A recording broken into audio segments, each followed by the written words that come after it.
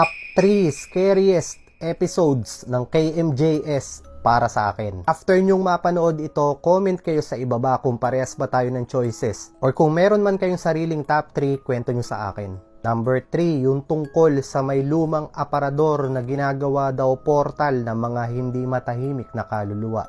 Isang mag-asawa ang nagbahagi ng kanilang kakaibang experience dito sa may lumang aparador na pagmamay-ari nila. Ayon sa kanila, marami daw silang nararamdaman na kakaiba every time na malapit sila sa may lumang aparador na ito. Hanggang isang araw nga na-videohan pa ng kanilang anak yung nakakatakot nilang experience. Sa video ay makikita ang kanilang anak na nakikipaglaro sa isang baby. Pero kung titingin sa sulok ay makikita ang tila mukha ng isang matanda. Ayon sa kanila, yung mukha ng matanda na yon ay kamukha ng kanilang lola na namayapa na. At hindi lang ito isang beses nangyari. Sa isang video naman ay makikita yung reflection ng kapatid nilang nalunod sa salamin ng aparador. Yung top 2 naman ay nangyari sa isang paupahan sa Taguig. Nagkakatuwaan na kumanta at mag-record yung mga nakatira sa paupahan na ito nang bigla na lang nilang napansin sa video na tila may sumilip na bata. 2, 3, go. Hello.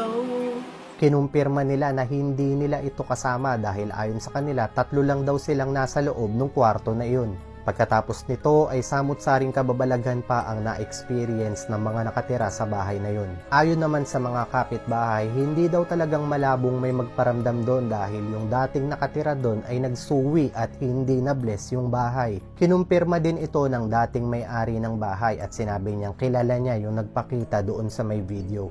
Pero ang nakakatakot dito ay nung pinatawag na nila si Ed Kaluwag. Sa video kasi habang nag-iimbestiga si Ed ay meron silang narinig na boses. Narito at pakinggan natin. Pananamihan namin. Ano kasi?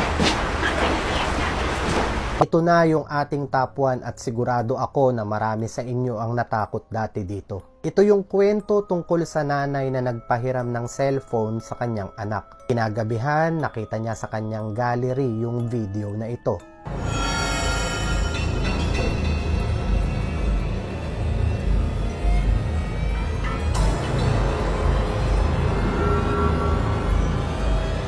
Ayon sa kanya, yung matandang makikita sa video ay ang kanyang nanay, pero napaka-imposible daw nito dahil 1 taon na itong namayapa.